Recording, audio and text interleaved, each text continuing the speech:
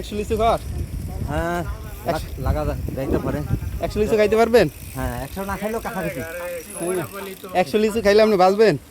হ্যাঁ আমি তো মনে করো 50-60টা 70টা খাইলি একলগে। ও মা কি কয় হাসা? হ্যাঁ অবশ্যই তো ইজি। আমরা বরিশালা মানুষ, বরিশালা বীজ বরিশালের মানুষ অসম্ভব কিছুই না। সব কাজেই প্রদত্ত, ঠিক আছে? বরিশালা মানুষ সে খাওয়া যায় না। আপ্যায়ন করার থেকে আরম্ভ করে পরিবেশ সম্বন্ধেও খুব ভালো। আবার খাওয়া তো কথাই নাই বরিশাল লাগো আশাকের দিক দিয়ে পারি সব দিক দিয়ে বরিশালের মানে ফার্স্টে আছে। আগে 100 খাইতে পারবেন তাইলে? হ্যাঁ কয়টা খাইবেন তাইলে আজকে? 3 কাপ না কম করে হলো 50টা। 50টা? একদম বেশি খাওয়া যাবে না, 40-50 টাকা।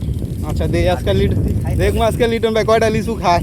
তো বাসায় থাকলে মনে করো 70-80টা 100টা খেয়ে ফেলাই। তাও ওই চাইনিজ লেচুগুলা যেগুলা বড়গুলা, দেশিগুলা তো আর মজা দেশিগুলা পোকা টোকা হইলে বেশি খেতে পারি না। না। পোকা হয় না এখন লিচুতে, আপনার পোকা নেই। এই যে আমরা এখন চান্দন গ্রামে, গ্রাম এটা চান্দন কান্দন গ্রাম।